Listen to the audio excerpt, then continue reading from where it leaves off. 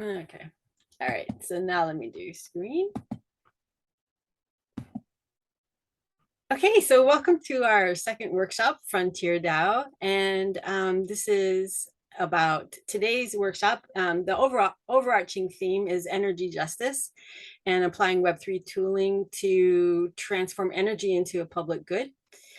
I'm Paige Donner. I'm your host. I'm with FrontierDAO. We have generous, this is being produced by FrontierDAO, and we've got generous support by Filecoin Foundation, Project Liberty, and also Unfinished. And today we are graced with the presence of Griff Green from Giveth. He is a monolith in this space of regenerative finance. He's really got a lot of wisdom to share.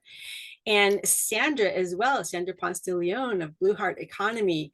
And she's going to share with us some of the plastics recycling projects that she's working on in Tulum. And she comes from quite an extensive background in tech, which she will share with us. So if I may, before we get started, I actually wanted to show a quick video. It's just a 2-minute video about FrontierDAO and what we are doing and what we're about at FrontierDAO.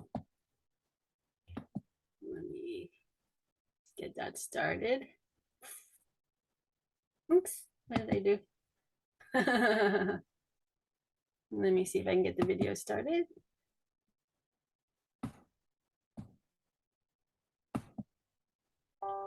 FrontierDAO is a decentralized, autonomous organization focused on scientific and engineering innovation. It is one of the first DAOs focused on scientific pursuits. Sorry guys, I'm getting the video up. One of the pioneers in DeSci, decentralized science. As a collective, FrontierDAO's main mission is to make scientific research, collaboration, innovation, and commercialization more accessible to wider groups of people, regardless of where they come from. Our philosophy, echoing that of NASA's, is that good ideas come from everywhere, and we are using the blockchain and Web3 tooling to help facilitate that people with good ideas, drive, and determination get access to funding, mentorship, peer support, and paths towards collaboration and commercialization, while still protecting their IP. FrontierDAO is committed to creating public goods by leveraging emerging technologies to benefit every human being on our planet. Catalyzing space and fusion technology incubation, FrontierDAO is working towards the vision of clean energy democracy. That is, clean, cheap, abundant, on-demand energy for all. By facilitating multiple pathways of funding for fusion energy innovation, FrontierDAO aims to collectively help make clean, affordable, and accessible energy available for everyone on the planet. We aim to do this by supporting paths to commercialization, protecting the rights of the inventors and researchers to ultimately create a more vibrant, abundant future on this world and off-world that is shared more equally by all. FrontierDAO's work to support research as well as inclusivity in science, engineering, and the aerospace industry includes adopting space technologies to earth sciences to improve the quality of life on planet Earth as we simultaneously reach for the stars and become a multi-planetary species. Visit frontierdao.xyz today. If you have questions or would like to know more, feel free to reach out to co-founder Paige Donner on LinkedIn.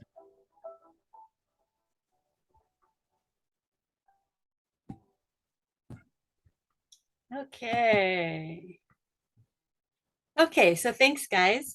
That was just a quick little overview of FrontierDAO and what our mission is and why we're focused on clean energy, and also give a little bit of time for people to wander in. So if we're all ready now, I wanted to throw the stage first to Griff, who is founder of Giveth.io and also the Token Commons Engineering. And you are really talking about sages. You are really a sage in regenerative finance. So I was hoping that you'll give a brief introduction about yourself, and then also set the stage a little bit for what the conversation will be about today. Sure. So I'm let's see. I'm a crypto OG. I've been in the space, following the space since 2012 and working full time, like 80-hour weeks since 2014. I can't get enough of ReFi and like crypto in general. Back when I started, there was only Bitcoin really, so it's grown a lot since then. And now I actually am like the first person in the world to get any kind of degree in digital currencies. I have a master's degree that I earned in 2016. I actually collected my degree a week after my first project, the DAO, got hacked for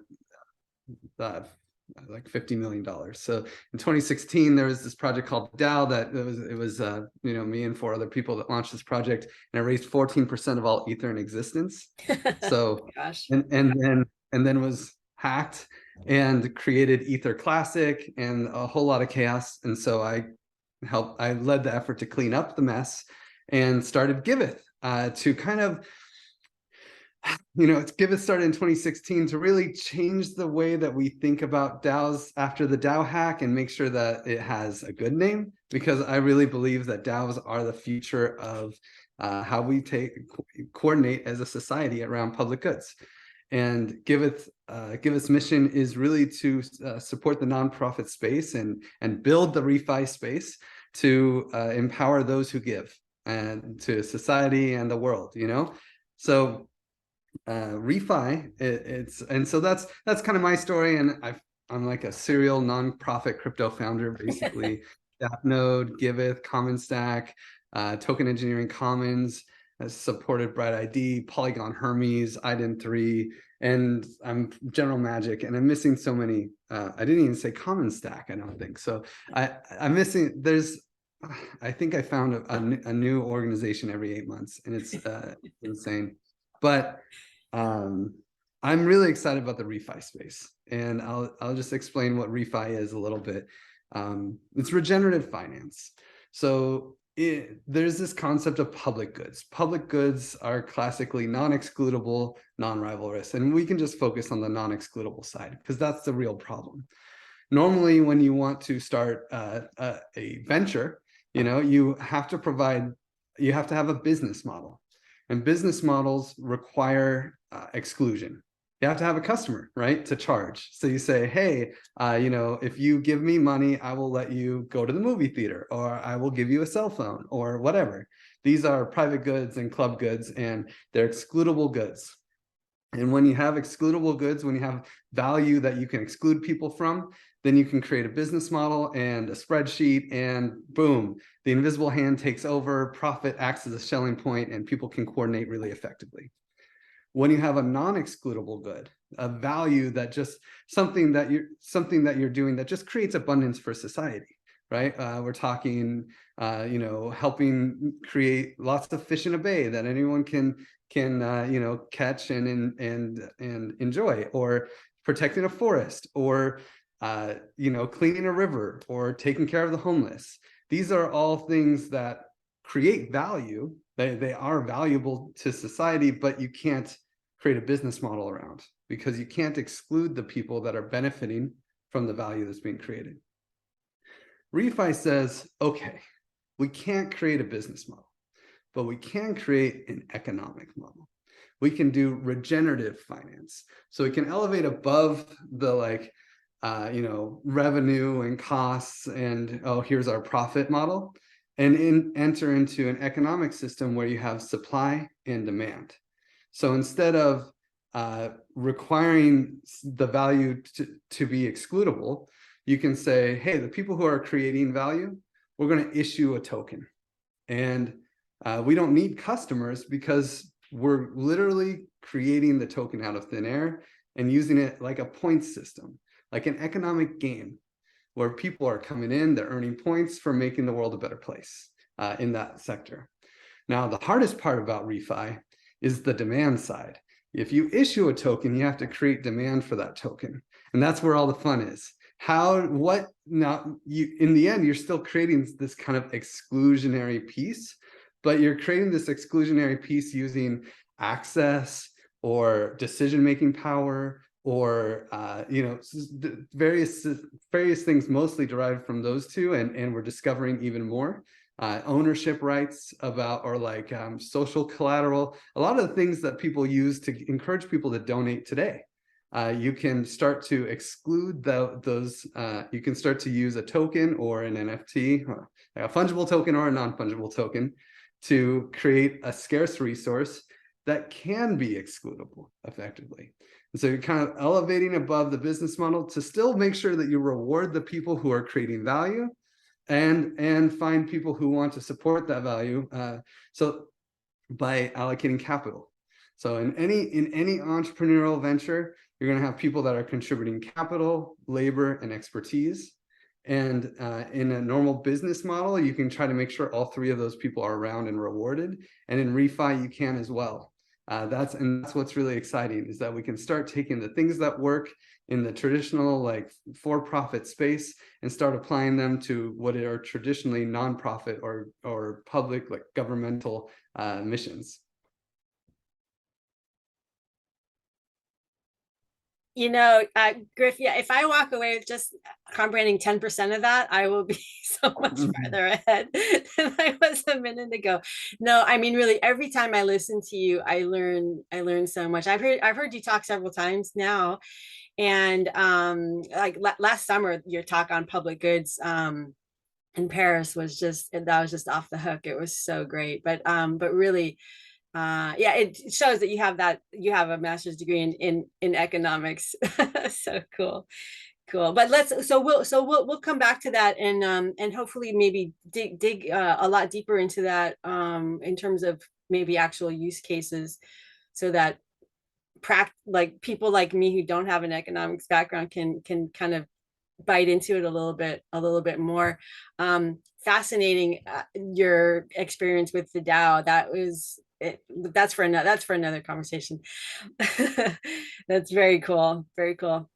Let's turn now to Sandra. Sandra, give us a little bit about your background and some of the approaches you're taking now to crypto. I know you've got a pretty heavy duty Silicon Valley background. So I do. Yeah.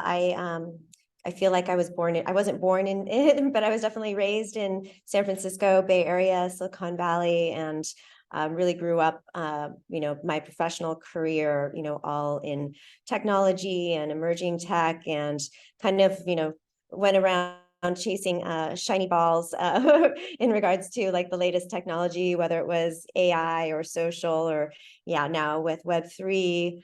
I also had, some experience back in 2017 with the whole ICO and blockchain craze. And that kind of actually also, took my career in a different direction towards becoming more of an ocean actionist, is what I like to call me, and really dedicating my professional life to, really pursuing technology for good. And in the most recent years in the cause of ocean regeneration. But I do have some slides if you want me to share them, and just kind of go ahead and launch into Blue Heart Economy, which is what I've been building here in Tulum for the last year. And it's really exciting to come around to Web3, or to kind of discover Web3 and kind of make that realization of what is possible with this technology and sort of this gift that has been given to us. I like to call it, magical at times, just because of the way that you can bring the IRL and virtual worlds together to, create new things that really weren't possible before. And, also that's a consequence of the advances of the technology. But so a little bit about me.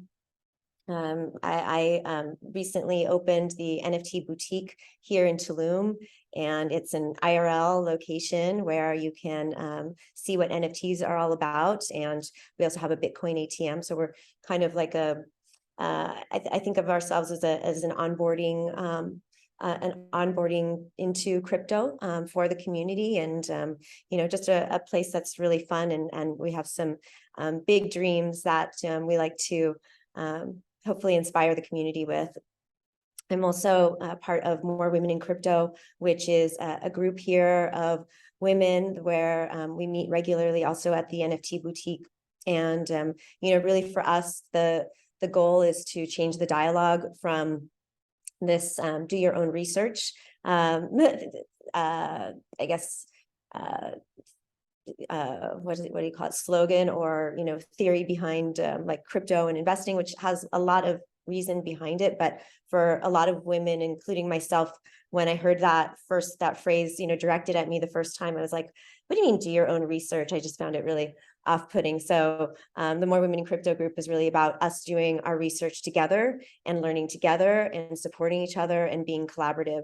And I think that's also a lot of what this new era that we're moving into with Web3 is about. So it's really exciting. And then we also have, I'm also a co-founder of Unlockable Content Agency, which is a Web3 agency where we design and bring utility to different NFT collections. As I mentioned before, before I got into the Web3 world, I was very passionate about wanting to save the ocean. I had a marketing agency called the Blue Economy Agency, and we were really focused on technologies that are meant to regenerate and save the ocean. That's something I've been writing about for many years as well. I have a column in Grit Daily. And then besides the ocean, my other passion is cats. It was really my entrance into NFTs was my Cosmic Cats 420 collection, which is a collection of mutant cats that were the only species to survive the eco side of 2420 when the world became completely overrun by plastic, and they survived because their owners were smoking super cosmic kush. So that's an aside. But what we really want to talk about is what we see happening in Tulum is a move from, or rather, as I moved into really being focused on the ocean, I saw the circular economy and the evolution of the circular economy into the blue circular economy, meaning that we're really retrieving things from the ocean, transforming them, and putting them to use in other ways. So things like the upcycling of fishing nets, other products like seaweed, and turning that into biofertilizer or other types of harvesting for agriculture. So really these are about creating these sustainable business opportunities. But the other difference in the blue circular economy is that it is this a shift in values from profit to people and planet, and also a focus on local economies, and of course applied to the ocean. So the blue heart economy is the evolution of the circular economy when applied to ocean regeneration through Web3. The ocean, let's just talk about that a little bit, about how it is really a source of inspiration for so many of us, for all of us. You get, immediately in a place of serenity when you look at the ocean, in awe, wonder. It's also this, very deep, this place where, like your soul, it's deep, and we really know so little about it, even though it's 70% of our planet. We know, less than what we know about space, for example, about the ocean. So, and the ocean is Earth. So any conversation about Earth regeneration or saving the planet really needs to include the ocean. When I discovered Web3 and through my collection, it really renewed in me this creative energy that I think had laid dormant for a while. And I think that's what so many of us in Web3 are drawn to, is the fact that it really allows you to express yourself, your passions in a way that, art, the only way that art does. So I see art really at the heart of Web3. And, when we're creating, I really see that as a divine inspiration that comes from divine. And even as entrepreneurs, we're also artists, we're all creators. And so that's why I see art as a center. This is my collection, the Cosmic Cats 420. They are also part of the Guardians of Nature collective that is housed at the NFT Boutique. And they're on a mission to save cats and also deplastify the planet. And this is where we come to the blue heart economy. So the evolution of the blue heart economy is really being able to tap into that creative spirit that connects you to your soul, what's inside of you, connects you to this divine inspiration that we all have, and also the transformation. So not only of ourselves, but of our planet. We need to do both at the same time. And then, for this, even though it is a circular economy, but also to shout it out, to share, to inspire others, and really to create this multiplier effect, so that we do know that change is possible, and it starts with us, and we want to inspire others to use these technologies in the ways at a local level that can create the change that we need to see. So I live here in Tulum, Mexico, which is a really beautiful, amazing, interesting place. It was formed by, or the topography of Tulum was formed by the asteroid that crashed into Earth 66 million years ago and killed the dinosaurs. And as a result of that crash, it's also home to the largest underwater river system, freshwater system in the world. And it's basically these what are called cenotes, and they're underwater caves that take all different types of shapes and forms. Some of them are, go underwater, and it's this cave that doesn't have any openings, and it's just this really fresh, beautiful water, or they can also be like lagoons. But they were places of extreme importance to the Mayan culture, and very sacred. And you really do feel cleansed when you come out of a cenote. But this is also Tulum. And, I mention quite frequently, I live in one of the nicer areas of Tulum. It's called Aldea Zama. But if I step outside of my apartment, I see this, there's garbage everywhere, there's plastic everywhere, and knowing how close and how fragile the topography is here, it's pretty much just sandstone. So everything just leaks through into that underwater freshwater system that just goes straight into the ocean. And then this is also, the Caribbean beaches, where a lot of the world's plastic and garbage comes and washes up. So the Blue Heart economy is the creation of a new circular economy. It's enabled by Web3, and our mission is to deplastify the planet through the merging of digital and IRL worlds and the incentivization of new behaviors. And the NFT Boutique is a portal to the Blue Heart economy, where you can find other NFTs that have, planet positive utilities. We see ourselves as a place for community onboarding into crypto. We also have these IRL plastic collectors. This is Pinky, the plastic collector that collects only clean plastic. And then we also have the More Women in Crypto meetups. And we also have a metaverse of our own. And this is where that evolution comes from the circular to the blue circular to the Blue Heart. This is the inside of the NFT boutique itself and some of our collections. You'll see the cosmic cats here on the left. And then this is a collection called the Pet Gaceritos. And they are a collection that is also on a mission to deplastify the planet. They incentivize the IRL mining of plastic. And that plastic is then transformed through technology and a partner of ours called Pet Gas into clean energy. And it's their innovation is called non-catalytic pyrolysis. And essentially what that does is, because all plastic comes from petroleum, it takes that plastic and it breaks apart the hydrocarbons of it. And then through vibration and weight, it falls into different drums. So the output are paraffin, kerosene, diesel, natural gas, and one more that I forget. So, as you can see, really what we're building is not just one company, but it's an entire ecosystem. And these are all the pieces and how they kind of fit together. Blue Machines is a company that's still in incubation, but we do have a plastic shredder. And essentially that is the pre-transformation process from the plastic collection. It then gets pre-transformed and then goes to Pet Gas to be transformed into those clean combustibles. And Blue Machines is also part of that, on the ground activation and education to the community about how plastic isn't a waste, but is a resource that can be transformed and can also be, tokenized and provided a value to.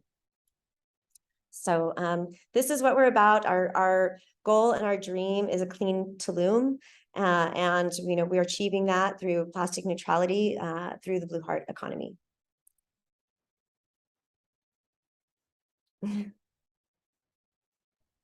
That was impressive. You rocked it. That was awesome. What's rolling off your tongue, Griff? Give us. Oh, well, I think it's super cool. It's really awesome to see you building such a beautiful community around a very important topic. I feel like especially in the refi space, it's very climate dominated. And it's really nice to see environmental projects that aren't just focused on, sequestering carbon in some new cool way, but actually like taking things like out of the ocean and putting them to good use. Yes. Yeah. Yeah. I mean, I also see like the fact that, yes, it's great. I think we had this conversation about EVs, or I had a conversation about EVs recently with someone, and, essentially that's great if you can afford a new Tesla or other kind of EV. But in the meantime, we have, I don't know how many millions, bazillions of cars that are on the road, and you're not going to get those people you're not going to get all of those people to transition to an EV. And it's also questionable whether that's, even environmentally friendly in and of itself because of the lithium. So, now they're doing ocean bed mining to try to, secure more of these minerals. So, yeah. Yeah, super cool.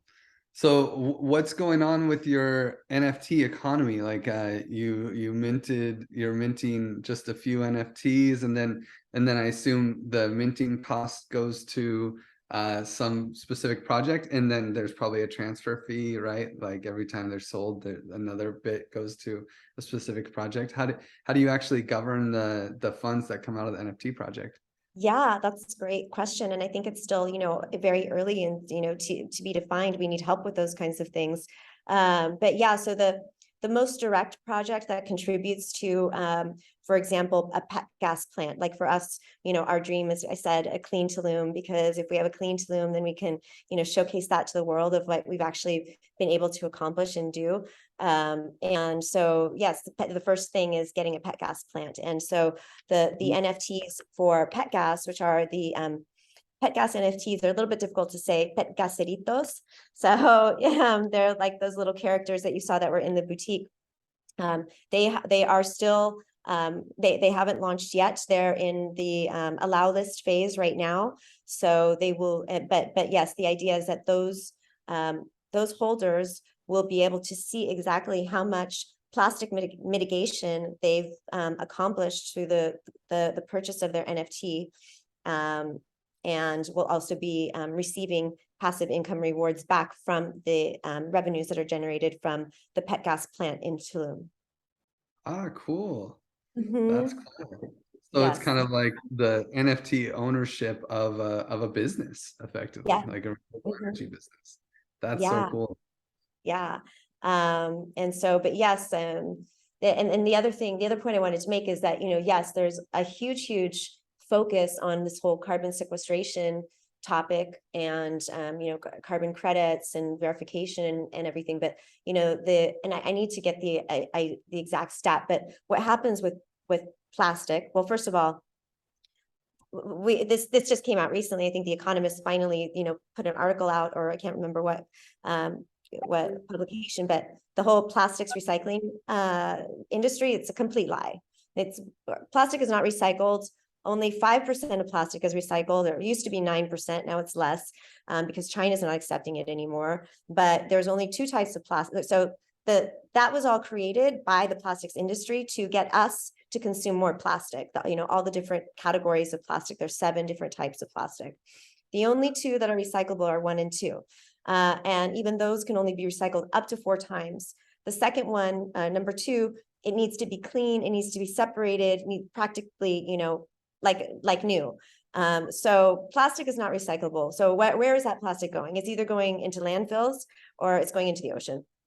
When it goes to a landfill and it degrades, that plastic turns into like it actually gives off methane, which is, I don't know how many X times worse than CO2 in terms of affecting our environment. So yes, I'd love to, understand how to, interject the plastics conversation into the carbon conversation, and how do we, I mean, now there's the whole concept of plastic neutrality as well, which I think is gaining a little bit more adoption. And I think that's kind of where we see ourselves going into.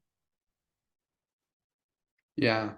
Yeah, I mean, we actually this community that I'm in Costa Rica, we collect our plastic in bottles, like big, and we make bottle bricks, and then you can use them for building, as insulation in walls, basically. And it's amazing how much little thin plastic you can just keep shoving into a bottle forever. You just keep shoving it in. But we have to figure out a way to actually collect the plastic. And I honestly, I'm surprised that the manufacturers of plastic aren't responsible for the collection of the plastic. Yeah. It seems like an obvious approach to take. Yeah, I mean, that's also a topic I'm really interested in, with COP27 and Coca-Cola sponsorship of COP27. Does it completely undermine, what people are trying to achieve in terms of, advancing, our environmental causes? But, at the same time, and I work for corporations as well, like all of these corporations, their feet are getting held to the fire by their own stockholders. So they have to have these, SGRs, they all have, that they do the reports yearly. Yes, like, I mean, some of that is maybe questionable, but in a lot of cases now, these companies are putting out funds and creating funds to try to solve the problem that they're creating. But, it's like, I'm curious from a personal level, if a Coca-Cola was to come to us with like $1 billion, what would we do? I'm like, could we take that money and put it to good use? Would it completely undermine what we're trying to do? So I'm just, it's a topic I'm exploring. I want to hear other people's opinions on it. I mean, man, if they came to you with $1 billion, a lot of liquidity problems would be solved for your economy. That's for sure. Yeah. Oh, and it looks like there's a message from Tushar. Oh, okay. But that's more of a technical thing. I feel like there's like huge opportunities to really take what you have and what you're building and somehow reward the people who are putting in labor, especially not just with financial tokens, but also reputation token. Like, it'd be really interesting to see, if you have recycling collection centers and people could, just weigh their plastic and click a button and then get sent some tokens. That's exactly, yeah. That's what we want to. That's exactly the vision.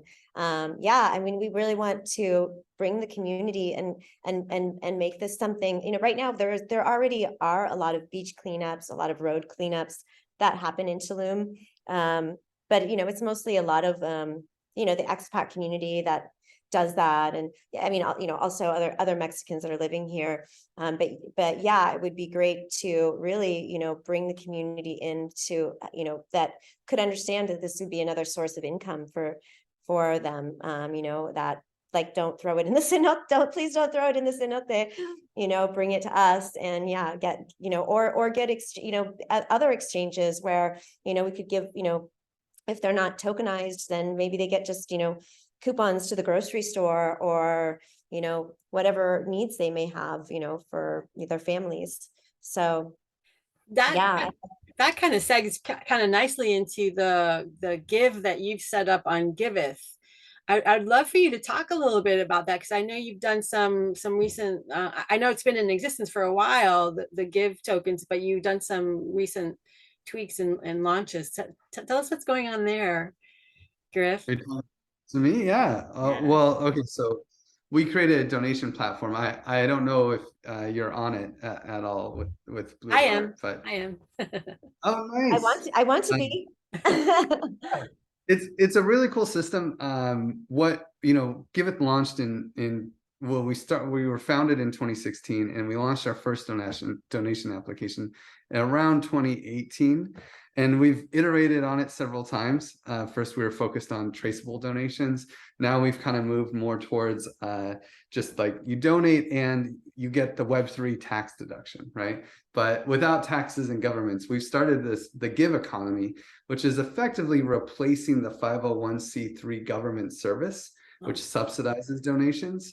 But it kind of, the tax deduction strategy means that the nonprofits have to jump through a bunch of hoops to become registered nonprofits in the jurisdiction where their donors are paying taxes, and if you're paying taxes in a different jurisdiction or not paying taxes at all, you don't get to play in that game, right? So if there's just a small group in Mexico that is cleaning up plastic on the beach, maybe you don't want to bother setting up a 501c3 so Americans can donate to you. And even if you do that, doesn't help the people in Europe or Australia that really care about your cause and are interested in it. If you have a nonprofit, how do you work around ReFi? You're setting up a token, you have all these things. Is that even legal? Like, oh my God, it's so hard. And so Giveth is kind of the Web3 jurisdiction where you don't have to worry about that stuff. You don't have to have a legal entity as a project. You just create a project on Giveth.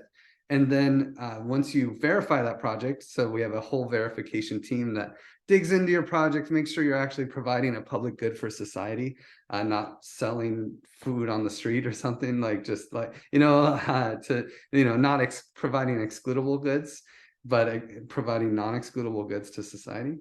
And then when we would after we verify your project, whenever anyone donates to you, they get give tokens in return.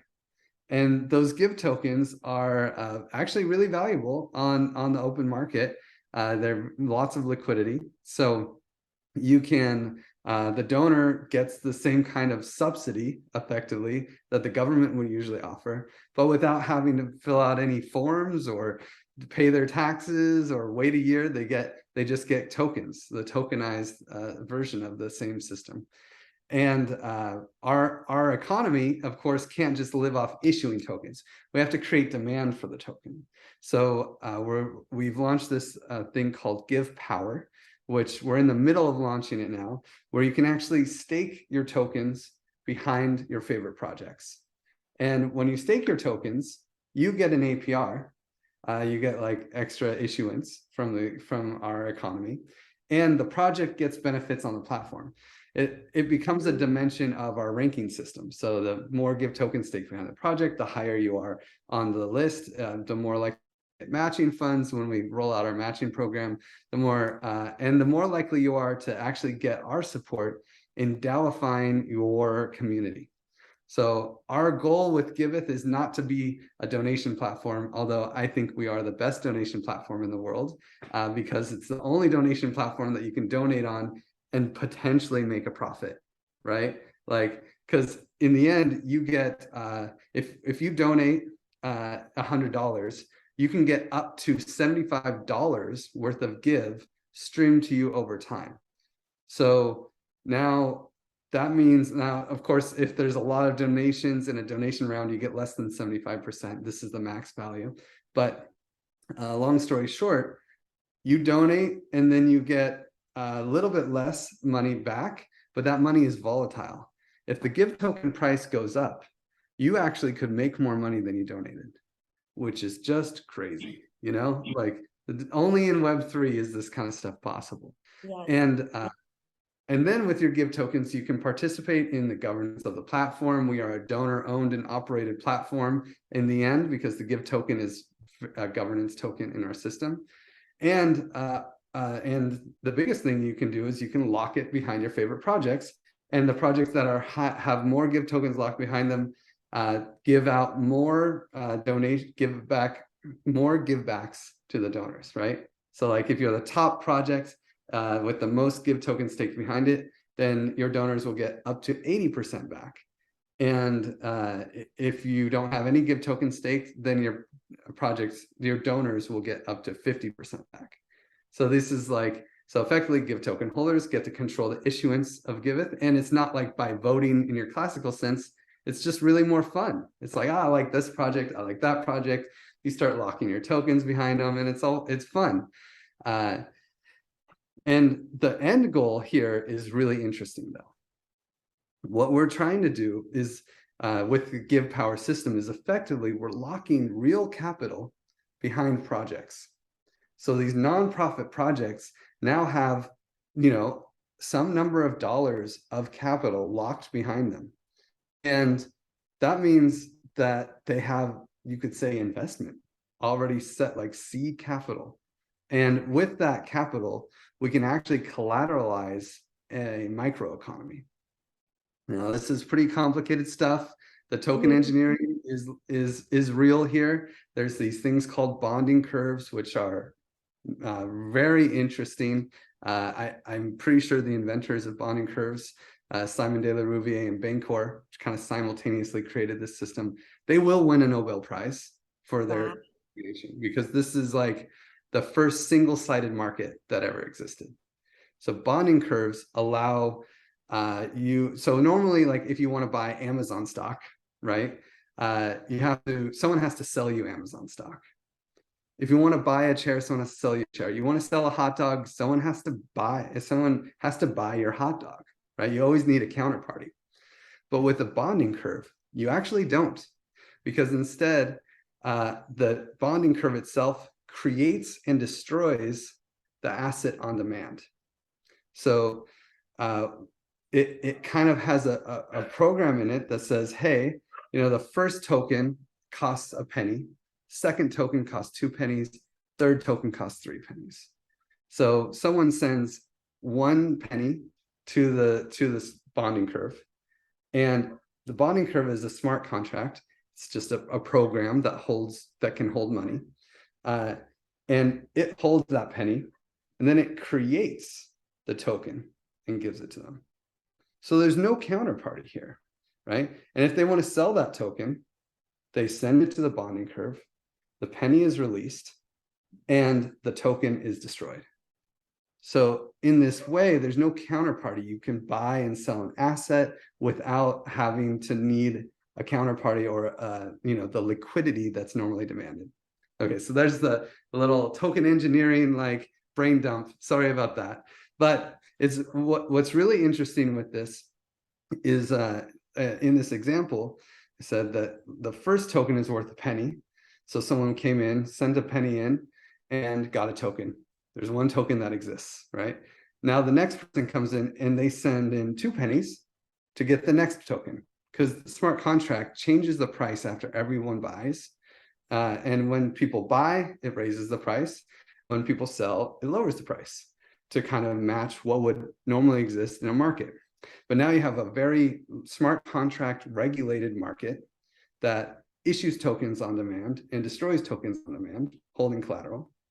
And so, but what's interesting is now you can start low liquidity economies where people, very few groups can launch something like Bitcoin or, Ethereum or some kind of token that will have a lot of liquidity in the market. But here with this bonding curve, you end up creating like very trustworthy liquidity. Every token that is bought can be sold, right? And you can start adding interesting pieces on top of it. Like maybe you have a transaction fee that goes to the DAO. So whenever someone mints or burns a token, the nonprofit is actually getting a piece of that action, right? So it's a very interesting piece that we can make. And what we want to do in Giveth is enable projects to kind of advance their DAO like framework.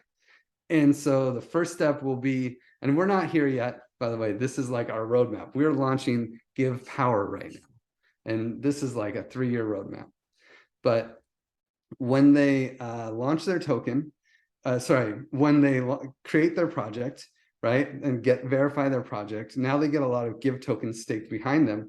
We'll talk to the projects that have a lot of Give tokens staked, a lot of capital locked behind their project, that say, hey, there are people who care about this project with money that maybe we could start an economy with.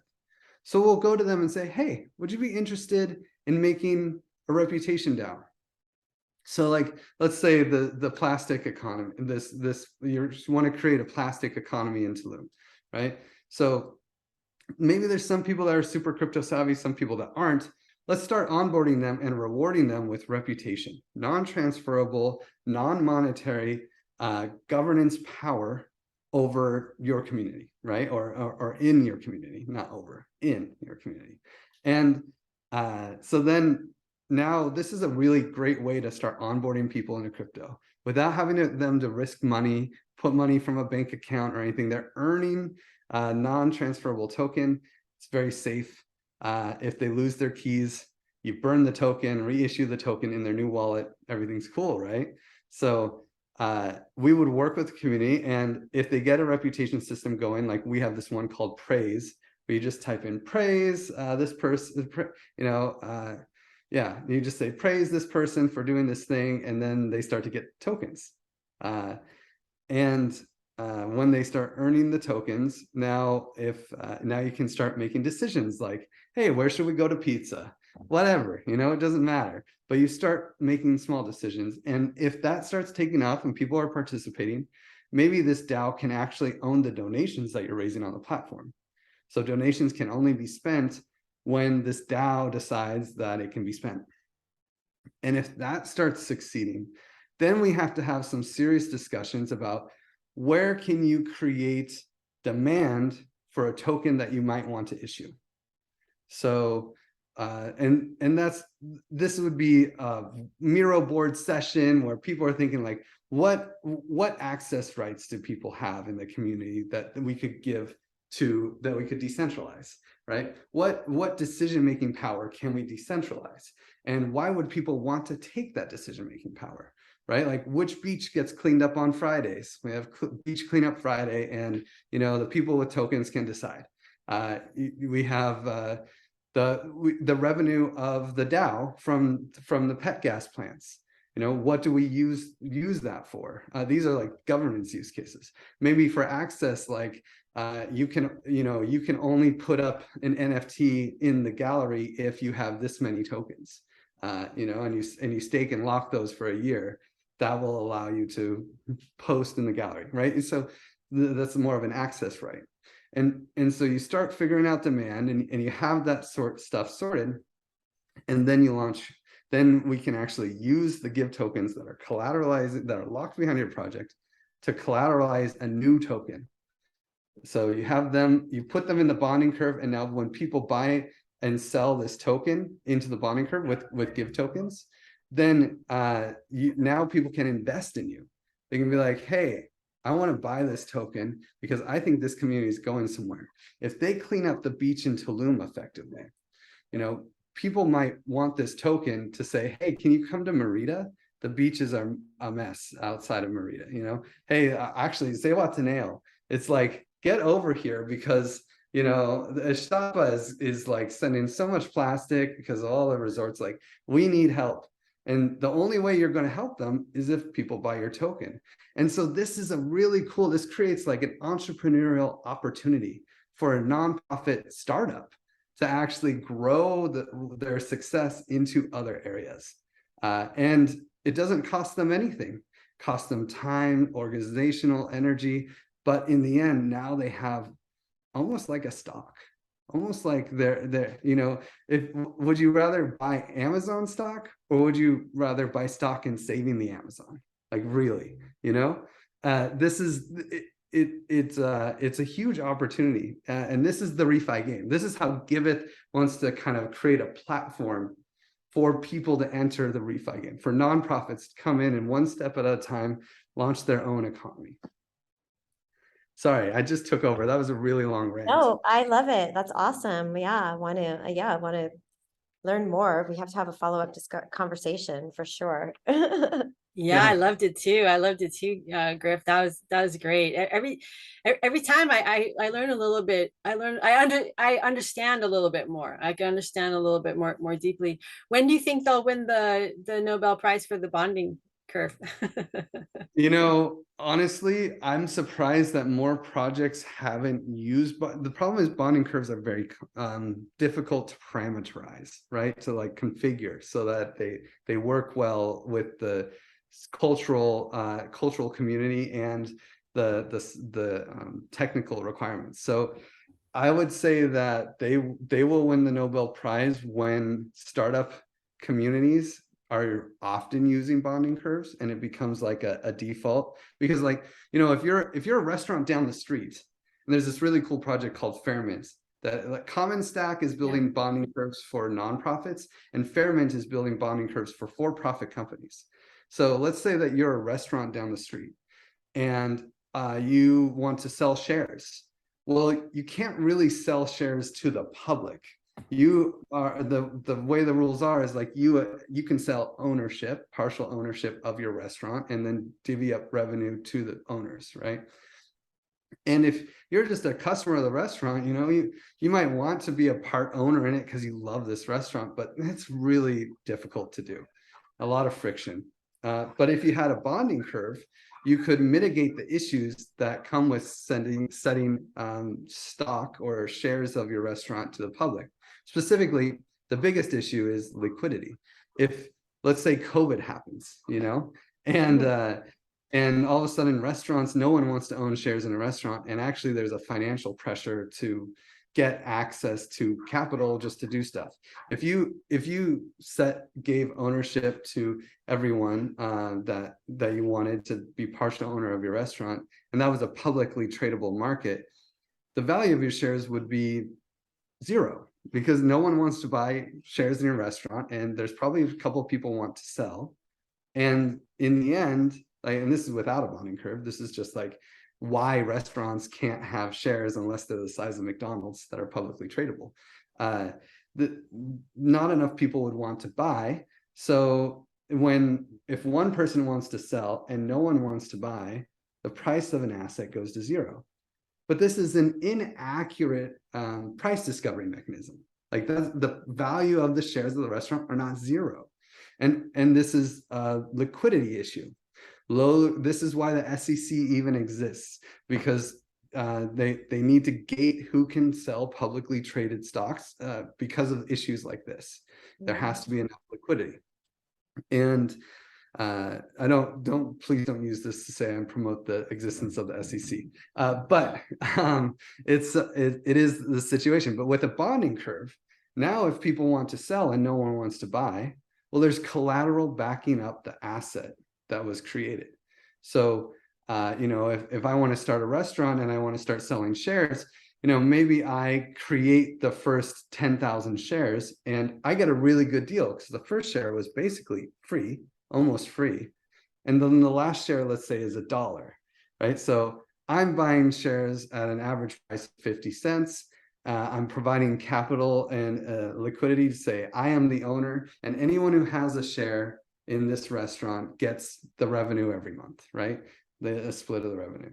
And now if I'm a restaurant goer and I want to, you know, support this restaurant, I can go and buy shares in that restaurant and be a partial owner of the restaurant that I eat in, which is cool. I effectively get a discount every time I eat some food there. I get a little kickback because I am an owner, you know. Maybe I also have decision-making power. Like they want to change Spaghetti Fridays to something else, and I'm like, pizza for sure, you know, and I can vote on these things.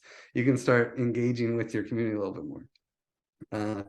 So like this, now you can understand like the liquidity requirement. Like if COVID happens and a bunch of people want to sell, well, there's actual capital and an actual price discovery mechanism in place to allow them to sell and allow the price of the ownership to go down, but not go to zero, to be an accurate describer, an accurate price discovery mechanism. And so we will need that in the nonprofit space. If we want to have nonprofit startups and we want to, you know, make it open to the public, bonding curves are the only way. That is so cool. My head is still kind of expanding as you're speaking. I'm Yes. kind of, but it's no, but you're explaining it so well. I mean, you really are. You're explaining it so well. We actually only have a few minutes left, so if anybody wants to put questions in the chat, we'll do our best to address them. It's kind of not the time or the place, but one day, Griff, I would love to really sit down with you and your team and have a huge conversation, talk about a Miro session. In fact, I was just doing that the other evening. Those are fun, when you can get the stickies large enough to see what you've written down. But I would love to explore if this kind of modeling could be used for, say, desalination plants, and then of course fusion energy. So I don't know any fusion energy company that is not a nonprofit. Like, they're all for profit, except maybe ITER here in France, the big governmental consortium. But it'd be really interesting to see, try and follow your brain if you were ever inclined to sit down and really pick apart how these kinds of concepts, because I'm following you on the restaurant. I'm completely following you on the restaurant, especially when it comes to pizza. But I would love to see how, I'd love to explore, because I can't go down this by myself. I would need you to kind of take me through the processes to see if that kind of modeling could be used for those kinds of really huge public goods in infrastructure. So public goods infrastructure is the key.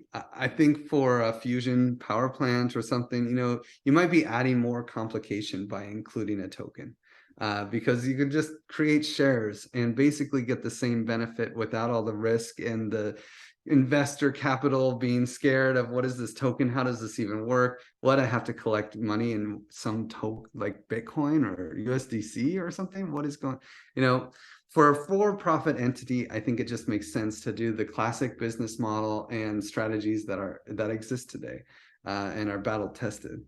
Nonprofits and public goods entities just don't have that luxury. It doesn't work. You have to beg for money. It's very top-down, capital controlled, and the people on the ground have no say, and very little say on what they do, because capital, the donor says, here's money to do this, so do it. Oh, you didn't do that? Well, you lose your nonprofit status.